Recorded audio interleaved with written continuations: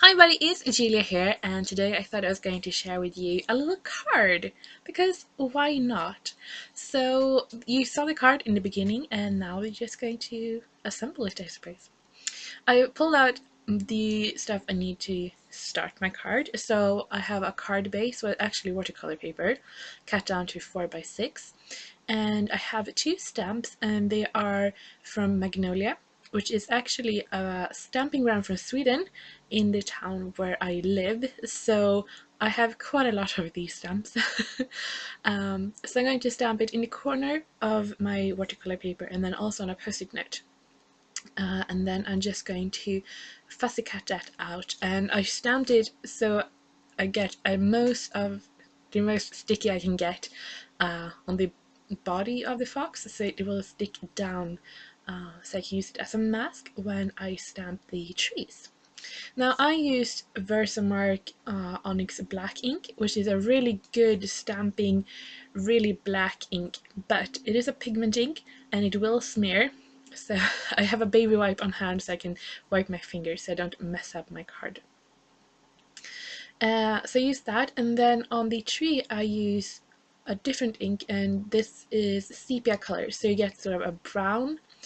So my plan was to do brown trees, but then I decided to go with more Swedish trees. Um, let's see if I can pronounce them. Birch, I think you call them. They're black and white trees. So I could use black ink, but because I thought I was going to use them brown, I stamped them with brown. They don't, and also because I didn't want them to be quite as heavy or have quite as much weight to them on the page, or as on the card as the fox. I think using a softer colored ink really helps to set them in the background. So I did another mask for a tree, so a bit cleaner impression. So I'm going to stamp three of them. And I'm going to just wipe out the bottom of this one. And that is sort of my base. um, Peeling off the mask, I think that is the most fun ever when you make cards. In here, in this fine line bottle, I have masking fluid, and I'm just going to cover my little fox and the trees. And then I'm going to paint the background. Now, for those who don't know, I do a lot of watercolors, so this is a really fun card for me because I love watercolor. I wanted my little fox to have something to sit on, so I'm just using a black micron pen and just doing a little tree stub for him to sit on, and then just to sort of add a bit of a scene. Yeah. And now we can start with the fun. So I'm using a watercolor set from Gansai Hobby, and it is the 36 color set. It is a really great watercolor set if you do a lot of cards or scrapbooking. They are really pigmented, really good for crafting, and a lot of really beautiful colors. So if you're interested in using watercolors in this way, I cannot recommend this enough. I think it's amazing. So I'm going to make a sort of night sky here, and what I like to do is, obviously the night sky is black, but what I like to do is have a bit of shift so you don't get just a black card. So I start with purple, go to blue, and then to black, just to get a bit more color. And then, yeah. And you can see these colors are so vibrant. They're really fun to play with. And you get that a bit of variation in the sky. So we're going to do that. And this card, you can see that the trees don't have any leaves. So I'm going to do a bit more of autumn theme. So on the ground, I'm going to go with more browny, orangey colors. And the fox is obviously going to be that color too. So I'm going to focus a bit more on the fox later on to get that to stand out from the background. But obviously I want those colors in the background because of the kind of time of the year it is. So I think this card could be really nice for a birthday card, but also just an autumn card, a bit more themey. It can also be sort of for Halloween. We in Sweden don't really celebrate Halloween like you do in the States, but I think this would be really nice for like All Hallows Eve, which is what we celebrate. which is the sort of the night when the dead come back, sort of. Yeah. So I want to add some stars, and I'm just going to put down some a wider masking washi tape, and I'm going to add some white acrylic paint and just going to add some water to thin it down. Now, this is a tip. If you have white splatters, if you have it behind, it is stars. If you have it on top, it is snow. Um, so the droplet got a bit too big, really. But that is my sort of tip. So if you want it to look like snow, then you add the white splatters at the latest, because you want this snow on everything. But if you want stars, you add it sort of before, so you get it behind the foreground. Now we're going to add some details to the little stub grass. Do you call it stub? We call it stub. I don't know what you call it. Adding some grass, just freehand here to add some texture. And yeah. And what I do here is I use my brush and adding pressure in different places to get some more texture. And yeah, I mean, there are so many brushes that you can use to add fun textures. I just used number 3, this one is, I think, round. And to get the sort of top of the stub, I just go in with water and then sort of scrub away the paint. And yeah, so I think I'm pretty happy with my background here. Going to let that dry, and then the super fun part. It's always fun to remove the mask, even though we can see through the mask, it's still a big difference. So we're going to remove the fox and then the trees here. And I mean, I think it makes such a big difference. Oh, I smeared that one, wasn't good. And there are a lot of different sort of masking fluid options you can use. I like to use, this one is from Daleroni. I really like it. It dries sort of yellowish, but I know that I also have a pen. There's really, I mean, for fine details, I don't like it, but that's personal preferences. And I think a pen like that could be really nice and handy.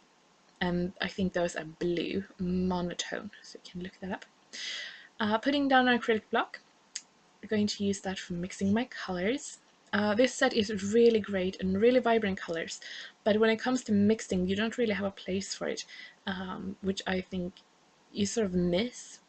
And I like to use an acrylic block, and my desk is white, so I can see what kind of color I'm actually mixing and how much pigment I'm actually picking up. Because here on the trees, they're actually white, but I want to have it a shadow on them to get them some dimension. So I can't go in with just black, that would make them black. So yeah. Adding some brown here, and trying to mix I get the right shade to add to my little fox, and going to leave white on the tip of his tail. Also going to leave white on his sort of cheeks, I suppose. And yeah, what I'm trying to do and what I try to do on the background and the foreground is not to draw or to paint too perfectly. I want to get some mixing in the colors a bit more natural, have more of an organic look, and get those sort of watercolor textures. That's what I really like.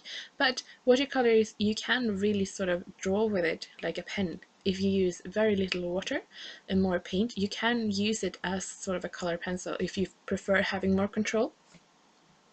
But yeah, like I said, I am a watercolorist, so I like the free flow of it. And what I would recommend if you want that too is pre-wet the area and then drop in the colors. Now I need to let in Viola. Okay, she's inside the room. So what I'm doing here is adding some texture on the tail, and what I do here is sort of what I mentioned before, using the watercolor as sort of a colored pencil. I'm using very little water and more pigment, so I can sort of draw and get some texture into the tail. Adding a little bit of pink cheek because it is a Viola! It is a very cute little fox. And like I said before, because the fox has sort of the same color as the foreground here, I want it to stand out, and the way I like to do it is adding more dimension to it, so more shadowing around him. And the thing about the fox is they are meant to blend in. I mean, that's how they survive. So I'm not going to go too crazy, but I think it's pretty obvious what you're looking at when you see the card.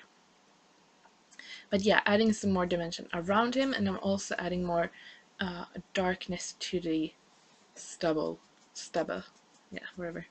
Um, Now we're going to continue on with the trees, which I think is called birch. In Sweden they're called björk, and they are white with black marks.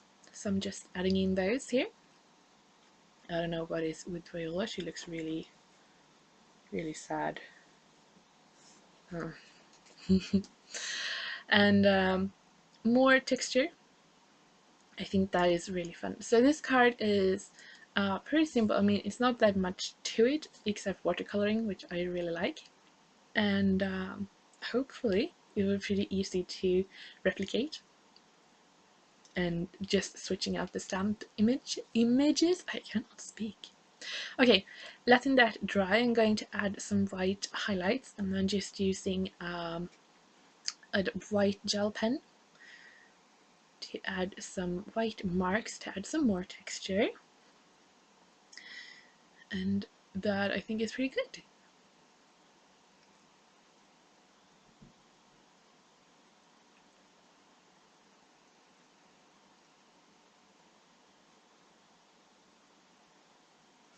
Okay, so I wanted to match my envelope to my card. So I'm going to just take that same fox stamp, and I'm just going to emboss it with gold.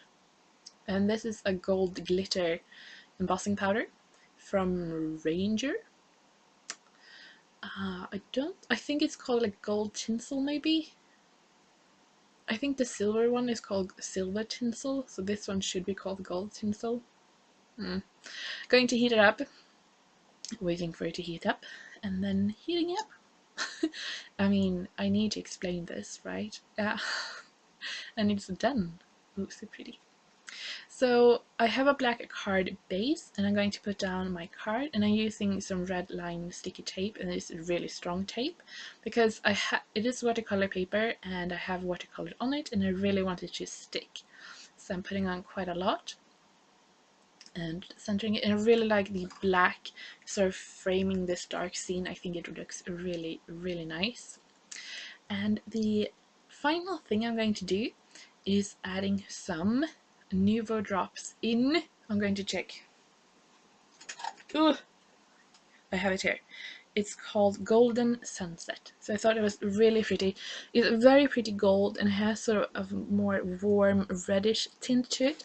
And I thought that was perfect for this sort of autumn scene. And I'm going to add it tiny drops on the card and then a few bigger ones on the envelope. And that finished the card. I like Christina Warner. But yeah, I had a lot of fun making this card. It was a long time since I made proper cards. So yeah, I hope you liked this video, even though my narration was a bit off. Let's just say that. Thank you so much for watching. If you liked the video, please give it a thumbs up and subscribe if you want to see more from me.